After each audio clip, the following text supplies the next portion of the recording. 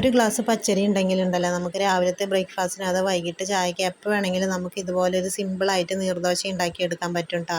അപ്പോൾ ഞാനൊരു ഗ്ലാസ് പച്ചരി നല്ലോണം കുതിർത്തതിന് ശേഷം അത് മിക്സിയുടെ ജാറിലേക്ക് ഇട്ട് കൊടുക്കുന്നുണ്ട്.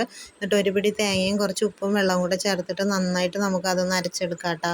ഇനി ഒരു ബൗൾ എടുത്തിട്ട് ഇത് നമുക്ക് ഒഴിച്ചിട്ട് കുറച്ചും കൂടെ വെള്ളം കൂടെ ഒഴിച്ചിട്ട് നന്നായി മിക്സ് ആക്കി എടുക്കാം കേട്ടോ. ഇനി ഒരു മുട്ട പൊട്ടിച്ച് ഒഴിച്ചിട്ട് നല്ലോണം മിക്സ് ആക്കുക. ഇതിൻ്റെ ഒരു കൺസിസ്റ്റൻസി എന്ന് പറയുന്നത് നല്ല വെള്ളം പോലെ ഇരിക്കുന്നുണ്ട്. അതിങ്ങനെ ഒഴിക്കുമ്പോൾ അങ്ങനെ പരന്ന് വരാനായിട്ട്. ഇനി നമുക്ക് കുറച്ച് തേങ്ങ എടുത്തിട്ട് അതിൽ കുറച്ച് പഞ്ചസാര ഇട്ട് മിക്സ് ആക്കിയിട്ട് അതൊന്ന് മാറ്റി വയ്ക്കുക. ഇനി ഒരു പാൻ എടുത്തിട്ട് നന്നായിട്ട് ചൂടായതിന് ശേഷം നമുക്ക് ആ ഒരു മിക്സ് ഉണ്ടല്ലോ അത് ഇതിലേക്ക് ഒഴിച്ച് കൊടുക്കുക. അതിങ്ങനെ വെള്ളം പോലെ നമുക്കിങ്ങനെ ഒഴിച്ച് കൊടുക്കാൻ പറ്റും കേട്ടോ. എന്നിട്ട് എല്ലാവിടേക്കും ഒന്ന് പരത്തി കൊടുക്കുക. ഇനി നമുക്കതൊന്ന് മൊരിഞ്ഞ് വരുമ്പോൾ കുറച്ച് നെയ്യും കൂടെ ചേർത്തിട്ട് നമ്മൾ ഉണ്ടാക്കി വെച്ചിട്ടുള്ള ആ ഒരു തേങ്ങയുടെ കൂട്ടില്ലേ അത് ഇതിലേക്ക് വെച്ച് കൊടുക്കുക കേട്ടോ. അത് ഇതുപോലെ തേങ്ങ വെച്ചിട്ട് തന്നെ ചെയ്യണമെന്നില്ല. ചിക്കൻ കറി, മീൻ കറി, ഏത് കറിയുടെ കൂടെ ആയാലും ഇത് കഴിക്കാനായിട്ട് നല്ല ടേസ്റ്റ് ഉണ്ട് കേട്ടോ. ഞാനിപ്പോൾ ഇവിടെ തേങ്ങയുടെ മിക്സിന് ചേർത്ത് കൊടുക്കുന്ന കുട്ടികൾക്കൊക്കെ ഇത് ഒരുപാട് ഇഷ്ടമാവും.